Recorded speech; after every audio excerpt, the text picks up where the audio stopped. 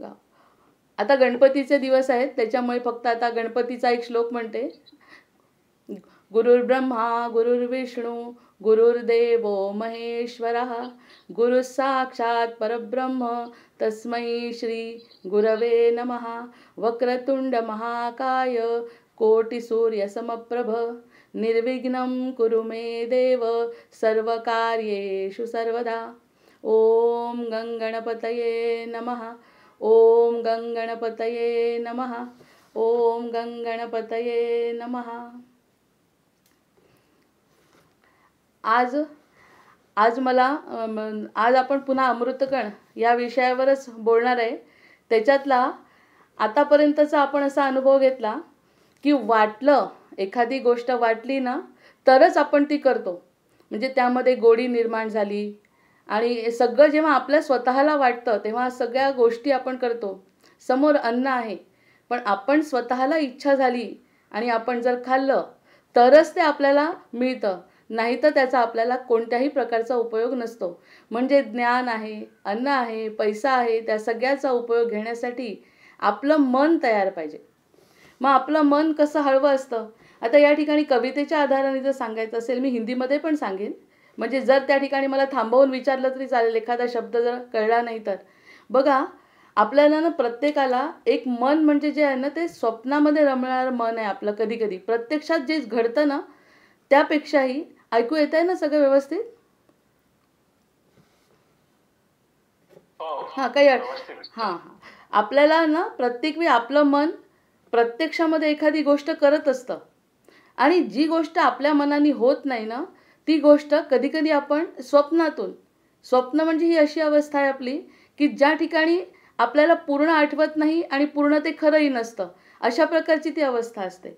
मग आपल्याला असं वाटतं की स्वप्न खरं आहे आणि त्या स्वप्नामध्ये सुद्धा आपण रममाण होतो. आता स्वप्न पाहत असताना आपलं मन आपल्या मनाच्या नियंत्रणात नसताना सुद्धा काही काही गोष्टी बघतं आणि त्यांनी आनंद घेतं. आता ही अगदी लहानपणापासूनची, लहान बालकांची सुद्धा. आता हा अनुभव जर घ्यायचा असेल ना, अमृतकण म्हणतोय आपण आता दासबोध शिकवतोय, आपण योग वसिष्ठ वाचतोय, मनाचे श्लोक वाचतोय, आपण मग भगवद्गीता वाचतोय. पण हे सगळ्या गोष्टी ना आपल्या मनाला म्हणजे त्या अमृतकणासारखे झिरपल्या पाहिजे, आणि तरच त्या गोष्टींचा आपल्याला उपयोग आहे. हे तर आपण पहिल्या दिवशीपासून सांगतोय. म्हणजे एकतरी ओवी अनुभवावी, हा अनुभव घेतल्याशिवाय त्या गोष्टीचा आपल्याला आनंदच मिळत नाही. मग आपलं मन कसं असतं बघा. आपलं मन जे आहे ना ते लहान बालकासारखं अजूनही आहे. वय कितीही मोठं झालं तरीही आपल्या मन हे बालकासारखंच असतं. म्हणून लहानपणी बालकाचं आणि आपल्या आता मनाची जर तुलना केली तर बरेचदा आपल्याला त्या ठिकाणी साम्य सापडतं. आणि त्याचा जर आपण सखोल विचार केला, अभ्यास करायची गरज नाही त्या गोष्टीची, त्या गोष्टीचा जर आपण विचार केला ना तर मग आपल्याला ती गोष्ट सापडते किंवा आपल्याला पकडता येते. कसं बघा, आता स्वप्नपरी नावाची एक गोष्ट आपली एक संकल्पना आहे. लहान मुलं कितीही कोणत्याही देशातले असो, आणि अगदी गरीबातला गरीब आणि श्रीमंतातला श्रीमंत, कोणत्याही देशातला कोणतेही आईवडील असलेला मुलगा, त्याचं की नाही एक स्वप्न असतं. स्वप्नपरी म्हणतो आपण ज्याला. स्वप्नपरी हे त्याचं एक रूप आहे की प्रत्येकाला एकदा ना एकदा तरी ती स्वप्नपरी भेटते. मग स्वप्नपरी भेटते म्हणजे आपल्या अनकॉन्शियस मनामध्ये जे काही विचार असतात ना ते त्या स्वप्नपरीच्या साह्याने तो पूर्ण करून घेत असतो. हा अगदी आपण घेतलेला अनुभव आहे प्रत्येकाने. आता आठवत असेल किंवा नसेल, किंवा आपल्याला त्या गोष्टी आठवत नसतील तर आपण एक कवितेतून समजून घेऊ की असं घडतंय की नाही. आणि असं घडलं तर घडत असतं हे सत्य आहे. आणि प्रत्येक वेळी अमृतकण जर आपण नाव दिलं ना तर ते फक्त सत्य आहे. ही गोष्ट मानली तर सत्यावरती आपला सगळा कार्यक्रम चाललाय. आता बघा, निरागस बालक हसते खुदकन गाली.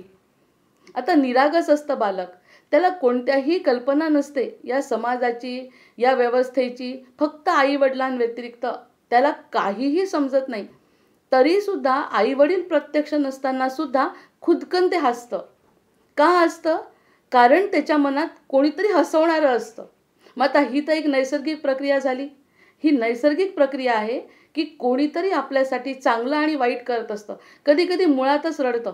एकदम कधी कधी त्याला काहीही माहिती नसतं, आपण त्याला शिकवलेलं नसतं, तरीसुद्धा ते रडायला लागतं मोठमोठ्याने. मग प्रत्येकजण सांभाळतं त्याला की का रडलं असेल. त्याचं उत्तर आपल्यालाही माहिती नाही आणि त्यालाही माहिती नाही. मग ही एक नैसर्गिक प्रक्रिया आहे मनावर होत असलेली, असं याच्यावर आपण मानायला पाहिजे. स्वप्न निरागस बालक हसते खुदकन गाली. आता गालामध्ये खुदकन हसतं. आता मी एक सकारात्मक विचार करणारी बाई असल्यामुळे मी फक्त हसण्याचा म्हणजे सकारात्मक विचारांबद्दल बोलते, की तो हसला, तो रडला, त्याचं काय घडलं, त्याचा एक वेगळा प्रकार आहे जो नकारात्मक विचार करून आपण तसाही कल्पनाविलास करू शकतो. स्वप्नपरी ती बघुनी पुलकित भारी. आणि ती जी स्वप्नपरी आहे ना, ती याचा संबंध अध्यात्माशी आहे म्हणून ही सांगते, कारण हे अमृतकणामध्ये घेतलेलं आहे की स्वप्नपरी ती बघुनी पुलकित भारी. का हसलं ते छोटं मूल ज्याला अजून काहीही कळत नाही, ज्याला भावना नाही, त्याला आईच्या व्यतिरिक्त जीवन नाही, आणि तरीसुद्धा ते हसतं.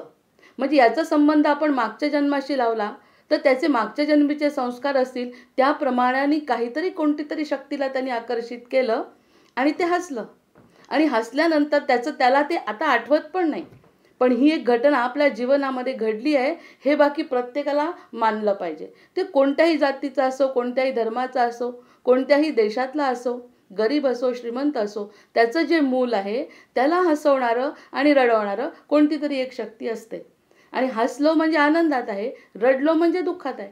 या दोन्ही गोष्टी आपण लहानपणी पाहिलेल्या आहेत, स्वतः तर अनुभवल्याच आहेत, आणि लहान मूल जर घरात असेल तर ते आपण बघितलं असेल. अशा प्रकाराने आपण अध्यात्माकडे पण वळू शकतो. बघा, शुभ्र असो की रंगीत वसने अंगी. आपल्या आपल्या मनाप्रमाणे कधी कधी तिने पांढरे कपडे घातलेले असतील, पांढऱ्या कपड्यांमध्ये असते जनरली ती परी, किंवा कधी कधी रंगीत कपडे घालून सुद्धा ती येते. म्हणजे कोणत्या तरी अशा वेगळ्या अवस्थेमध्ये असताना अशा प्रकारची एक ती शक्ती त्याला जाणवते.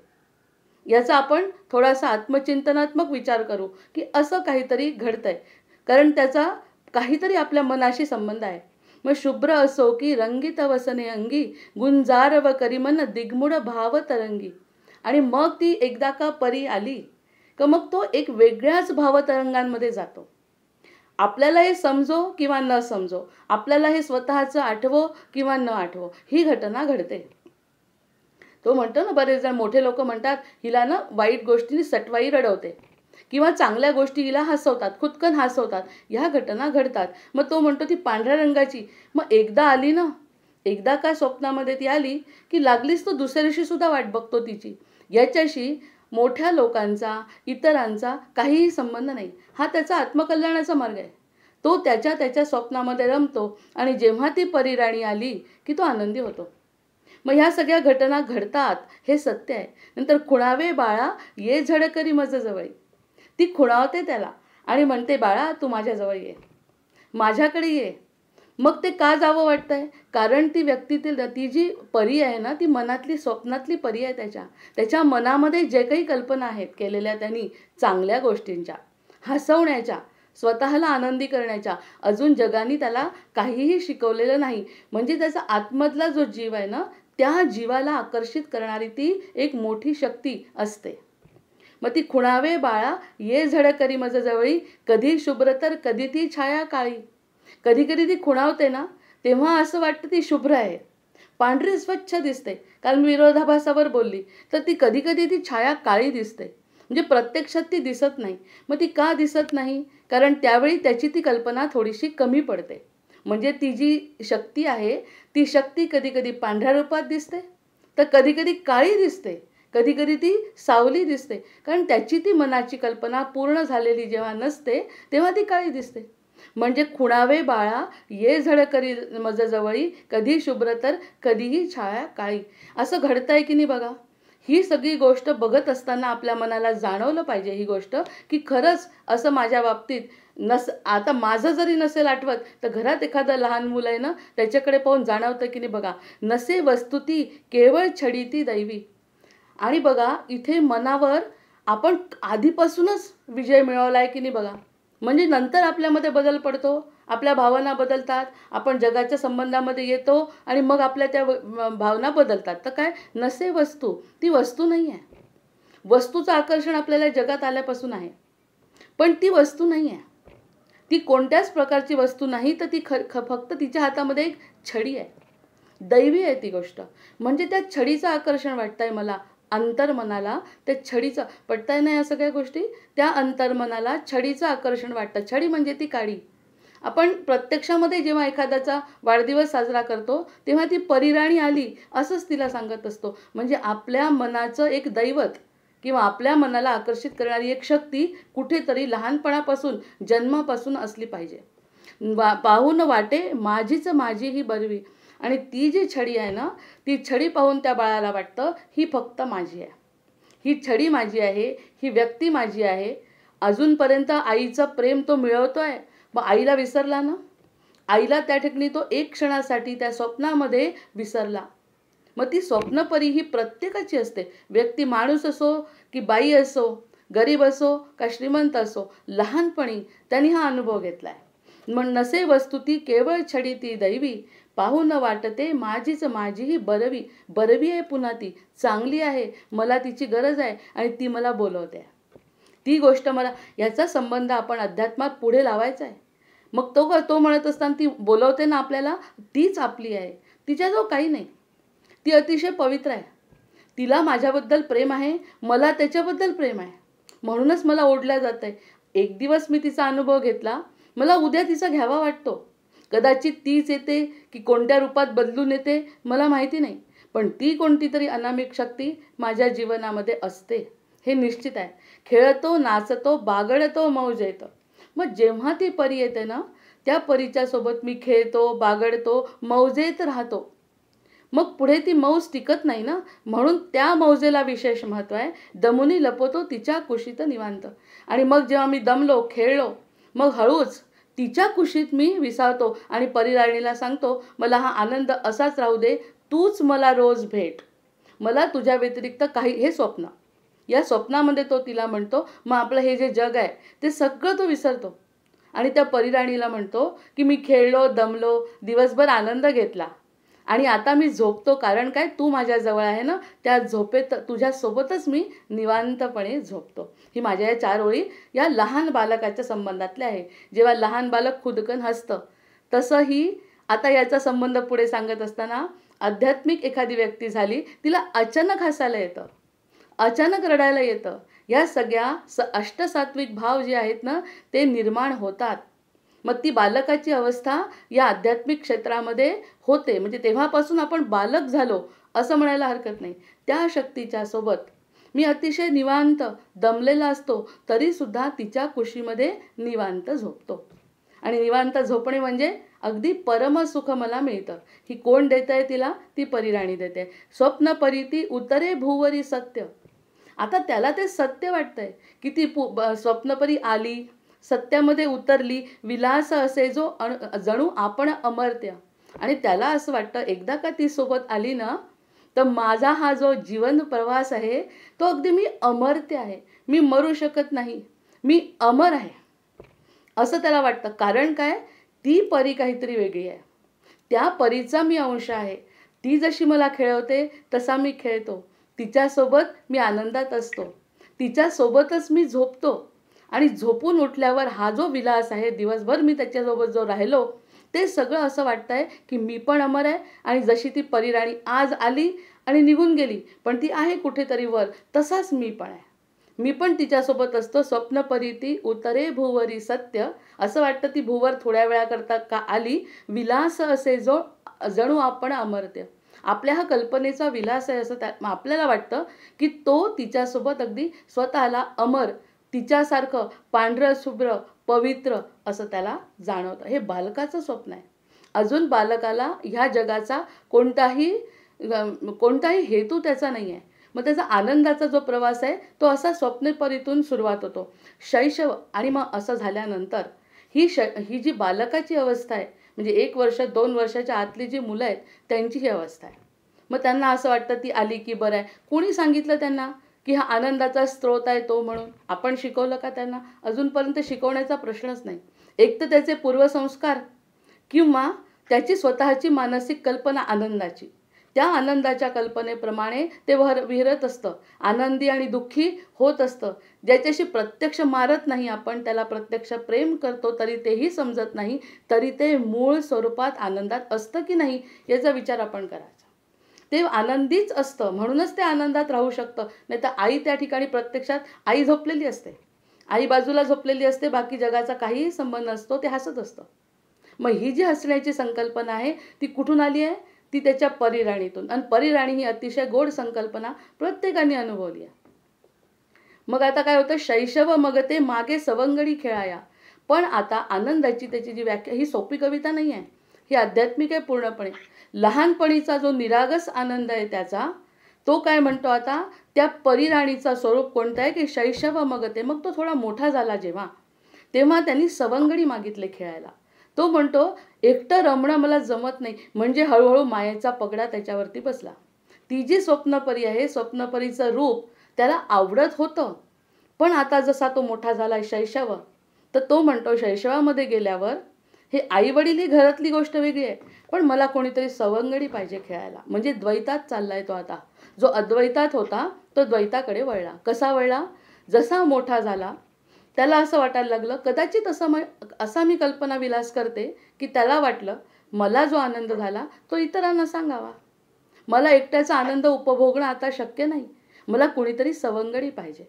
मग सवंगडी म्हणजे खेळणारा, सोबत खेळणारा, आपल्यासोबतचं सुखदुःख वाटून घेणारा, असा कोणीतरी मला पाहिजे. शैशव मगते मागे सवंगडी खेळाया, द्वैताची ती अमूल्य मौज लुटाया. आता द्वैताची मौज मला लुटायची आहे म्हणतो तो. मला एकट्याचा जो आनंद होता ना चांगला, म्हणजे निरागस आनंद फक्त काही काळ टिकला होता, याच्यावरती तर आपण विचार करायला पाहिजे. म्हणजे ही एक तरी ओवी अनुभवत असताना आपल्याला हा अनुभव घ्यायला पाहिजे की आपल्याजवळ तो लहानपणी होता. ती स्वप्नपरी आपल्याला तो आनंद कोणत्या ना कोणत्या स्वरूपात जो वैयक्तिक असा होता तो देत होती. मग त्यांनी म्हटलं शैशव मगते मागे सवंगडी खेळाया, द्वैताची ती अमूल्य मौज लुटाया. त्याला वाटतं द्वैत खूप छान आहे, द्वैत हे अमूल्य आहे. हे जे द्वैत आहे ना, एकट्याच्या आनंदापेक्षा मी एकटा जे खुदकन हसत होतो, खुदकन रडत होतो, हे सगळं सांगायला मला कुणीतरी पाहिजे. म्हणजे देवानीच ही मायेची सुरुवात आपल्या मनात केली आहे, याच्यावरती आता मी ठाम आहे. त्यांनी म्हटलं की आपण छान आनंदात होतो, आपल्याला पुढे जाऊन आनंदात एकट्याच्याच आनंदात जायचं हे देवाला माहिती आहे, तरीसुद्धा त्यांनी द्वैत मनामध्ये निर्माण केलं. आणि त्याला सांगितलं, अरे तो जो आनंद आहे ना, तो एकट्याने नका अनुभव, तुला दुसरा कोणीतरी सवंगडी कोणत्याही रूपात, मित्रमैत्रिणींच्या स्वरूपात, आईवडिलांच्या स्वरूपात, माझ्या व्यतिरिक्त इतर कोणीतरी मायेमधलं आपल्याला आवडायला लागतं. आणि तो म्हणतो ही जी द्वैत आनंद आहे ना माझा द्वैताचा, तो द्वैतातच आहे, अद्वैतात आनंद नाही, असा आपला मनाचा कल्पनाविलास होतो. मग वृद्धिंगत तो होत जात असे वंश. आता एकदम शैशवाकडे झाल्यानंतर तो म्हणतो मला कुणीतरी सवंगडी पाहिजे. मग ही आपण काही बदल नाही करू शकत त्याच्यात, ही नैसर्गिक प्रक्रिया आहे. ही जी नैसर्गिक प्रक्रिया आहे त्याच्यामध्ये तो म्हणतो वृद्धिंगत तो होत जात असे वंश. मग आतापर्यंत फक्त सवंगडींमध्ये खेळला, नंतर त्यांनी काय केलं? लग्न केलं. त्यांनी लग्न केल्यानंतर त्याला ती द्वैताची मौज म्हणजे आनंद द्वैतातला मिळायला लागला. जो अद्वैताचा आनंद तो विसरला, एकट्यामध्ये जो आनंदी राहत होता तो विसरला. कारण तो आनंद शेअर करण्यासाठी, एकमेकांमध्ये संपादन करण्यासाठी त्या दुसऱ्या कोणाची तरी गरज वाटली. काही दिवस तो सवंगड्यांसोबत खेळला, नंतर त्याचं लग्न झालं, विवाह झाला आणि मग वंश वाढला. त्याचा स्वतःचा असा वंश वाढला. मग त्याचं मी कसं नाही वाढणार? मी होतो, माझ्यासोबत माझा आनंद द्विगुणित करणारी एक व्यक्ती आली, त्या व्यक्तीच्या सोबत आणखी आमच्या दोघांमुळे वंश निर्माण झाला. मग ही माया कशी भगवंतांनी लहानपणापासून जे 3ऱ्या वर्षापासून टाकली, जी पोटात असताना नव्हती, नंतर बरोबर 3 वर्ष त्यांनी ती दिलीसुद्धा, त्याच्याकडे आपण लक्ष दिलं नाही. नंतर तो द्वैतात अडकला. द्वैतामधून काय झालं? वृद्धिंगत तो होत जात असे वंश. मग त्याचा वंश वृद्धिंगत झाला.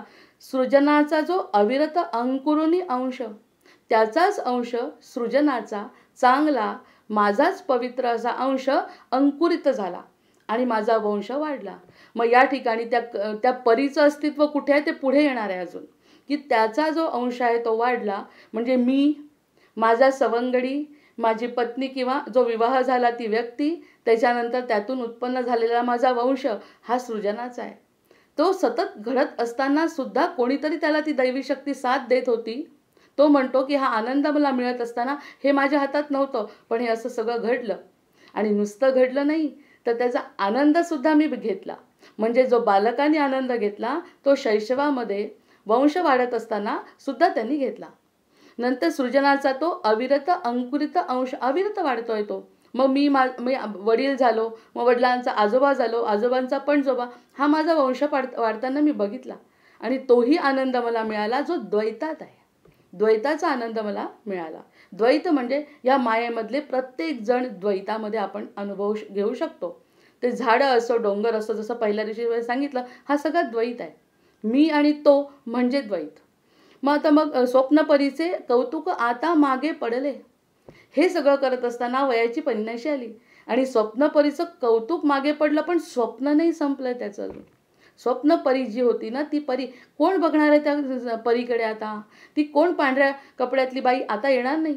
तिच्या हातात ती छडी आपल्याला जाणवणार नाही. कारण आपल्याला आनंद या द्वैतात मिळायला लागला, तर स्वप्नपरी अदृश्य झाली. स्वप्नपरीचे आता कौतुक मागे पडले, मन ते अस्थिर अविचल ते गलबलले. पण जशी ती स्वप्नपरी बाजूला झाली, तर त्याचं मन अविचल झालं. ह्याच्यावर बाकी मी स्थिर आहे.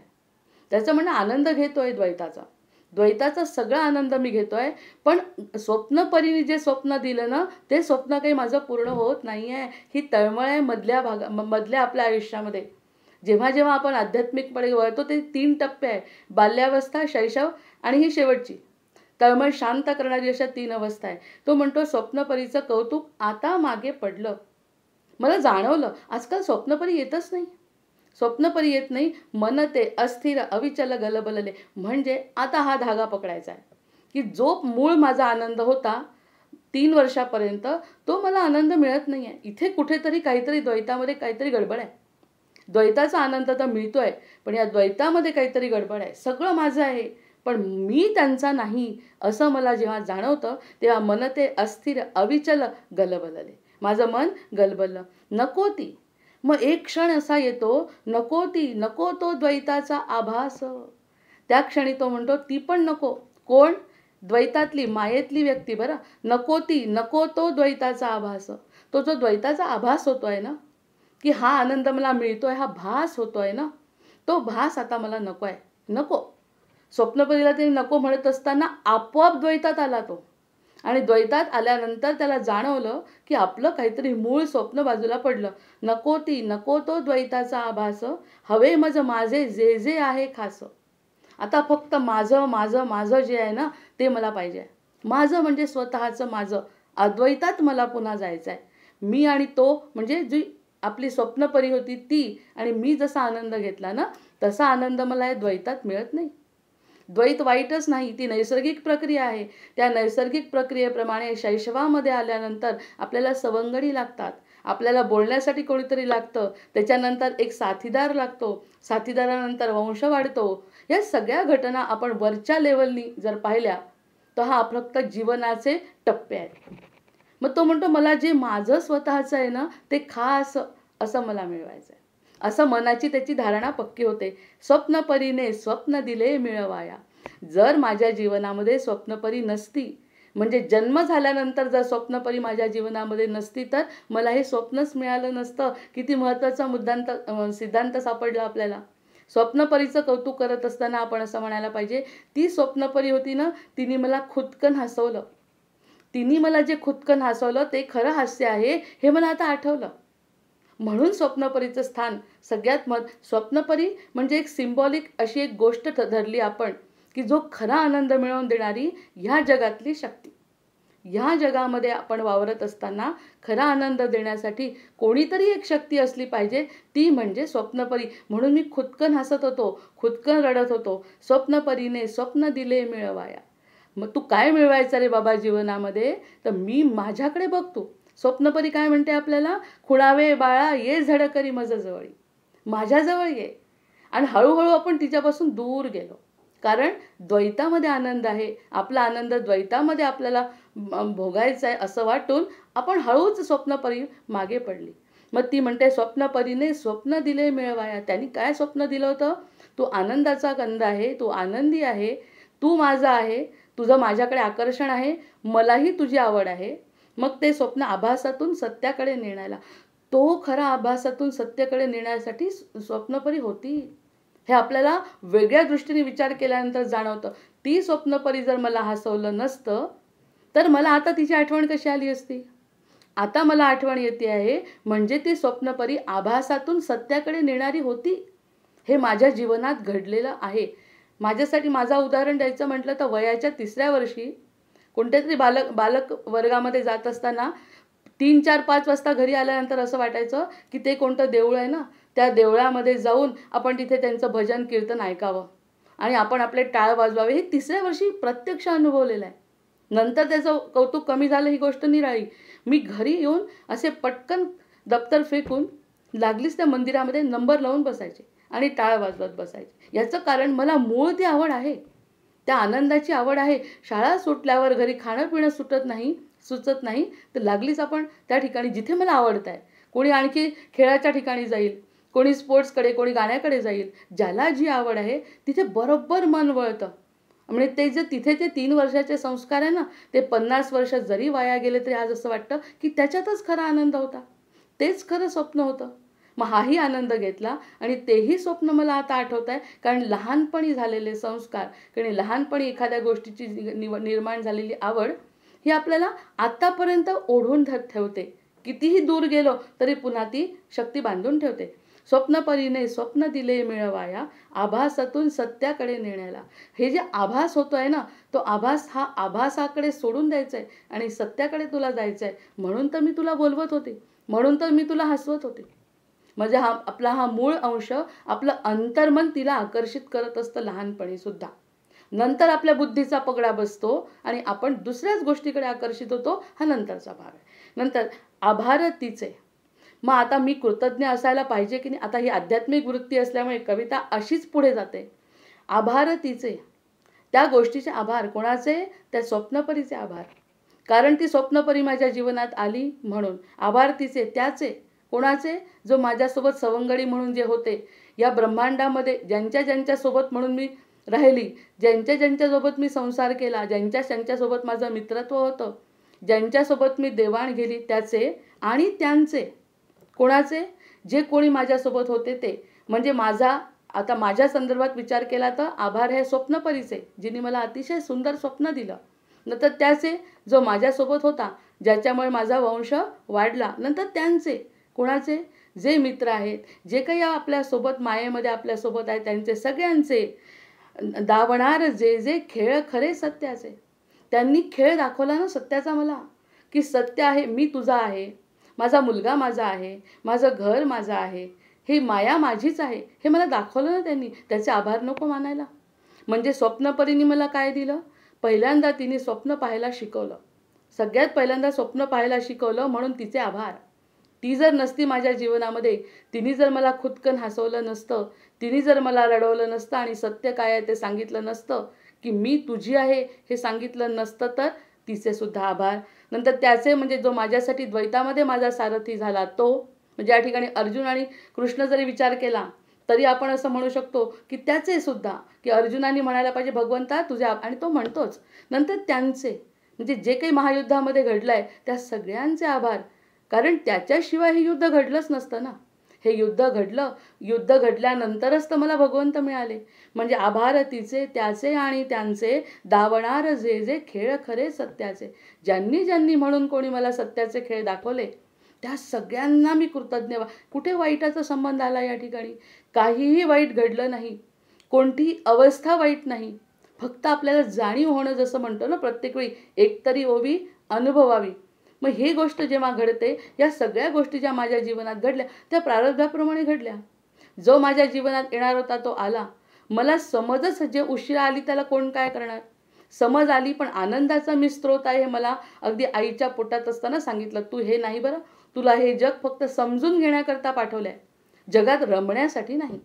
हा माझा संस्कार आहे माझ्या आईच्या गर्भातला.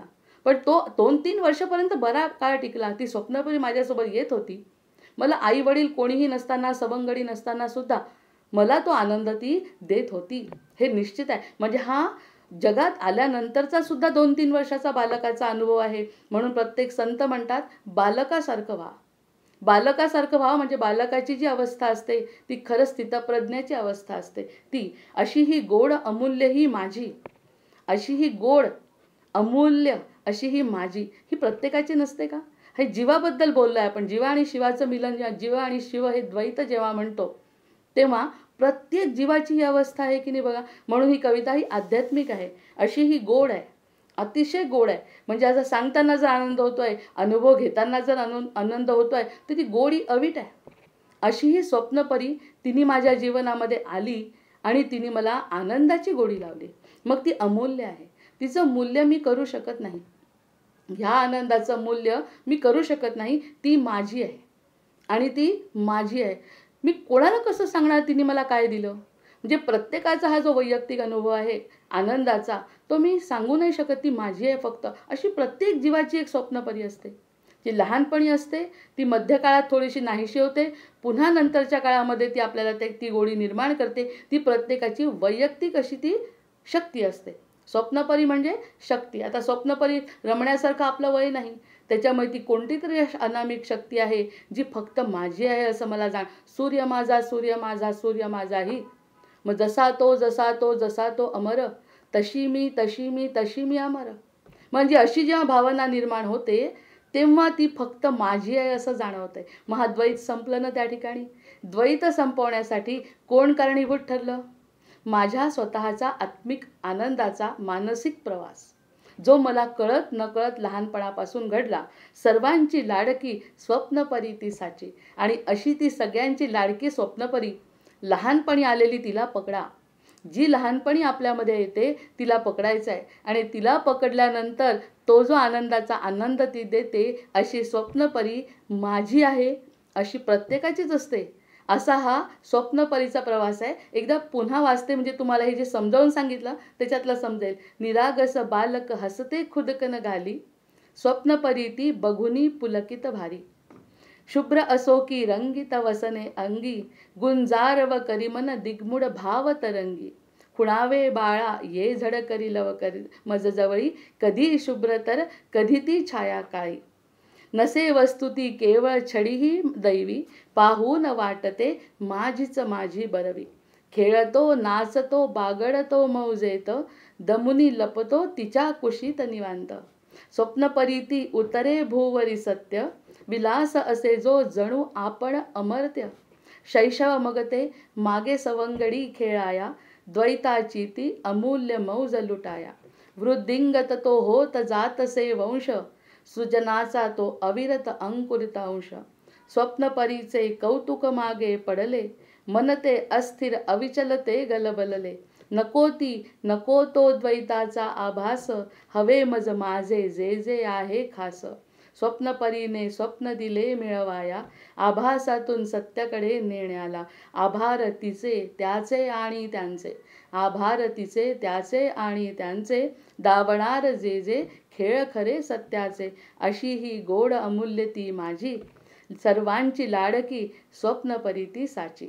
अशा प्रकारे ही जी स्वप्नपरी आहे ना, मग त्याच्यावरती चारोळी कशी आहे, कसं आणि काय, ज्याचं त्यांना ठरवावं, परीस व्हावं, लोखंडाचं सोनं व्हावं.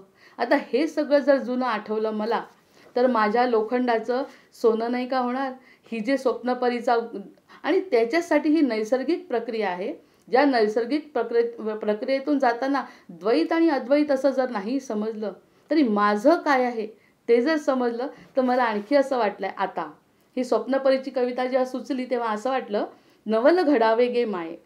कसं नवल घडावं माझ्या जीवनामध्ये? संत तुकारामांनी जे असे अभंग म्हटले ना, अशा पद्धतीचा हा विचार आहे की नवल घडावे गे माये. माझ्या जीवनामध्ये ना नवल घडावं. तोच तोच रटाळपणा माझ्या जीवनामध्ये नसावा असं मला वाटलं. तेव्हाच काहीतरी माझ्या जीवनामध्ये परिवर्तन घडलं. याच्यावर तर माझी अधोरेखित रेषच लिहून टाकायची की मला वाटलं तेव्हाच घडलं, मला वाटलं नाही काहीही घडलं नाही. परिवर्तन घडवण्यासाठी माझी मीच कारणीभूत आहे. ती स्वप्नपरी असो की आणखी देव असो. नंतर दुःखाने व्याकुळ होणं सोपं असतं. दुःखाने व्याकुळ होणं किती सोपं आहे. मला दुःख झालं आणि रडत बसली वर्षभर, तर अतिशय सोपी गोष्ट आहे ही. इतकी सोपी गोष्ट याच्यासारखी सोपी नाही. मग याच्यावरती मी म्हटलं तर कितीतरी लोक याच्यावरती विचार करतील, काय दुःख सोपं आहे? दुःखावर रडणं सोपं आहे. नंतर त्राग्याने क्रोधी होणं सोपं आहे. खूप मला त्राग आला आहे, राग आला आहे, मग राग येणं सोपं आहे. राग आला आणि मोकळं झालं, फाड फाड फाड फाड बोललं, सोपं झालं. स्वप्नपरीचा आनंद हा नाही आहे. दुःखाने व्याकुळ होणे सोपे असते, त्राग्याने क्रोधी होणे सोपे असते, स्वार्थाने बरबटणे सोपे असते. मायेमध्ये गुंतायचं आहे, स्वप्नपरीला तोडताना आपल्याला काहीच वेळ लागला नाही, अतिशय सोपं आहे. अविवेकी निर्णय घेणे अतिशय सोपं आहे. नंतर जबाबदारी नाकारणे खूपच सोपं आहे. सगळ्यात सोपी गोष्ट कोणाला दोष देणे, जबाबदारी नाकारणे खूप सोप्या गोष्टी आहेत. मग आपण सोप्या गोष्टी करायच्या आहेत का? आपण श्रेयसाचा का प्रेयसाचा विचार करत असताना कोणत्या गोष्टी करायच्या आहेत? बघा, याच्यावरती विचार करा की त्राग्याने क्रोधी होणं अतिशय सोपं आहे. स्वार्थाने बरबटणं तर त्याच्याहून सोपं आहे. मी मी आणि माझं माझं करत आत्तापर्यंत जे आयुष्य घालवलं ते खूप सोपं आयुष्य गेलं आपलं. नंतर अविवेकी निर्णय घ्यायचा आहे, कोणताही मला जो वाटतो तो मनाला, तो अतिशय सोपा आहे. जबाबदारी नाकारणं सोपं आहे. सतत नकार देणं अतिशय सोपं आहे. एखाद्याने एखादी गोष्ट आपल्याला सांगितली आणि जबाबदारी दिली तर ती नाकारायला किती सोपी जाते. नाही बाबा, माझं जमत नाही. म्हणजे नकार देणं अतिशय सोपं आहे. नंतर प्रेमानं समजून घेणं तर त्याहून कठीण सोपं आहे.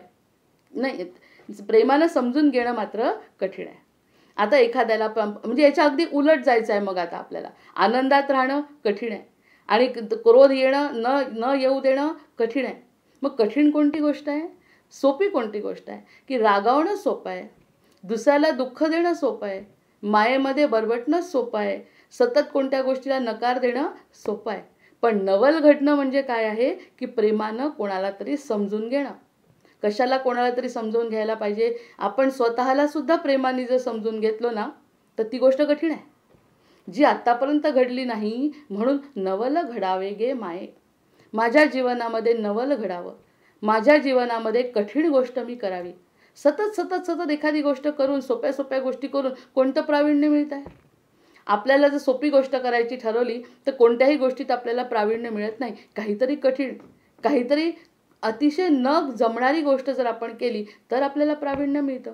मग या सगळ्या सोप्या गोष्टी आहे की नाही, याच्यावरती विचार करू की कोणा दुःख झालं आणि रडत बसणं. वर्षानुवर्ष लोक रडत बसतात. सोपं आहे, कारण रडून मोकळं व्हायचं आहे. आपल्याला त्याच्यातून कोणत्याही प्रकारचं परिवर्तन घडवायचं नाही आहे. सोपी गोष्ट आहे. दुःख आलं आणि रडणं, त्रागा झाला, राग येणं अतिशय सोपं. रागवत बसायचं कोणावरही. मग हे सगळे गुण आपल्या अंगी जर आले तर ते आपल्या विरुद्ध आहे सगळं. मग आता प्रेमानं सोपं समजून घेणं अतिशय कठीण असतं.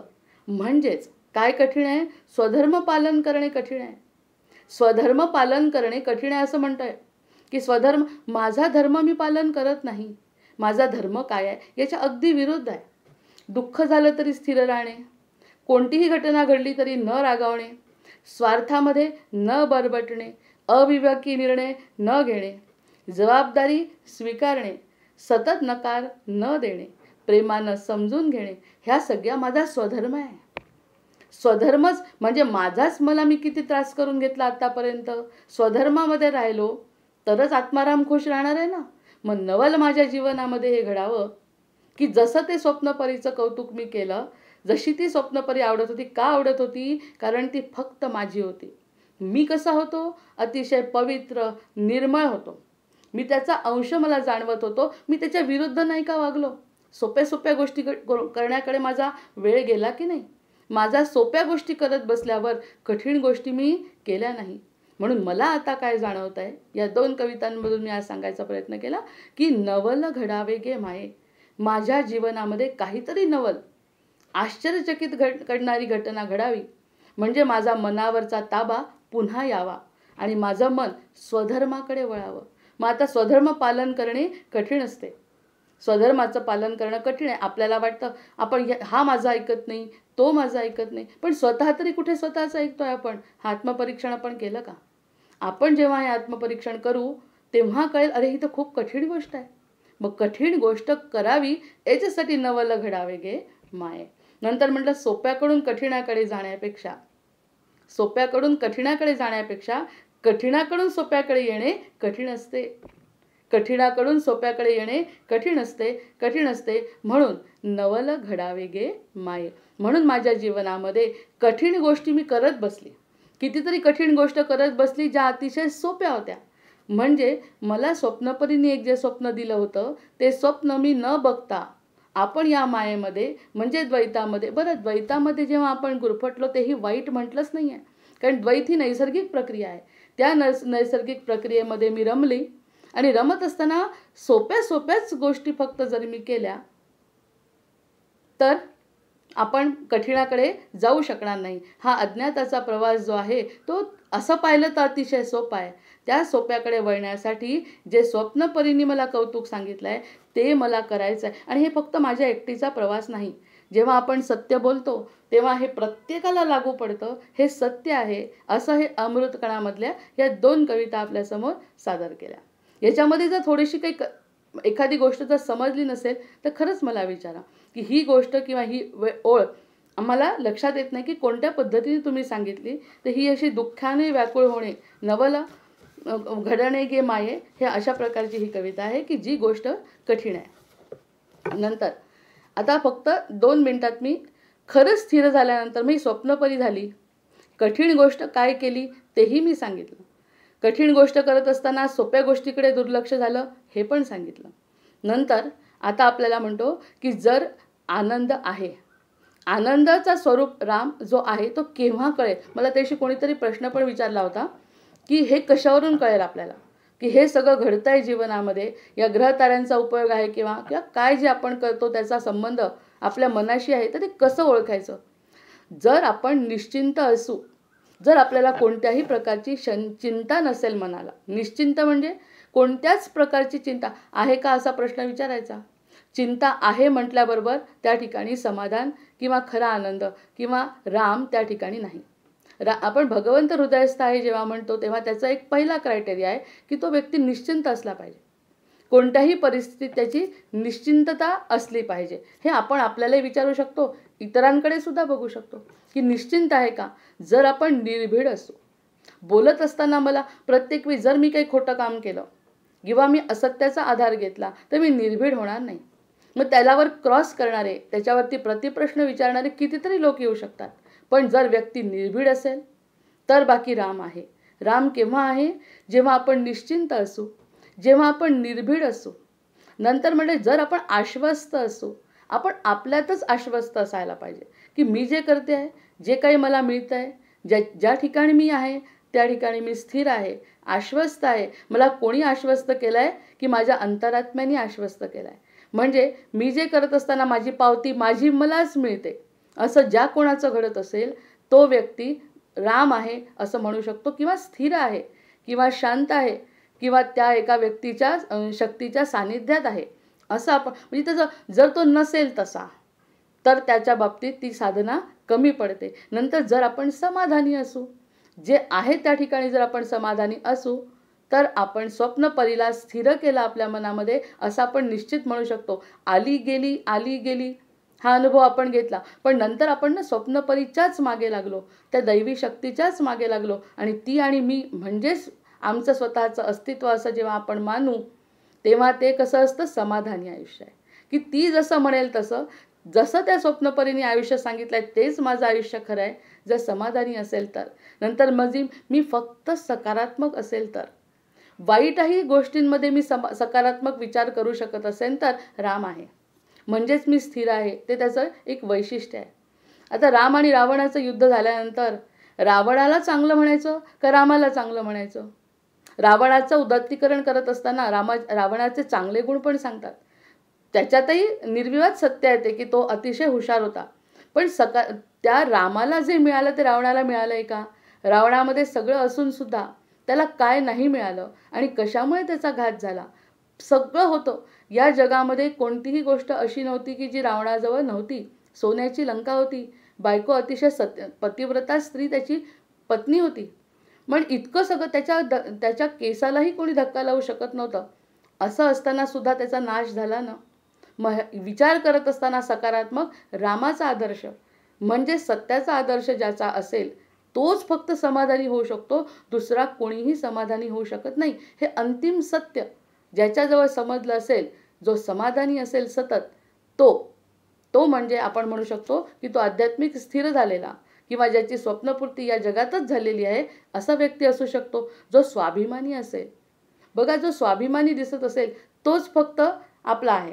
कसा की कोणतीही गोष्ट जर चुकली असेल तर त्याचा स्वाभिमान जागृत राहू शकत नाही. तो कोणत्या तरी गोष्टींनी मिंद्या होतो. एक तर पैसा घेतो, कोणाचं तरी ऐकतो, कोणती तरी चुकीची गोष्ट करतो, तेव्हा तो स्वाभिमानी राहू शकत नाही. जो व्यक्ती स्वाभिमानी असेल, जो निर्भीड असेल, जो आश्वस्त असेल, जो समाधानी असेल, जो सकारात्मक असेल, असे कितीतरी चांगले गुण आहेत.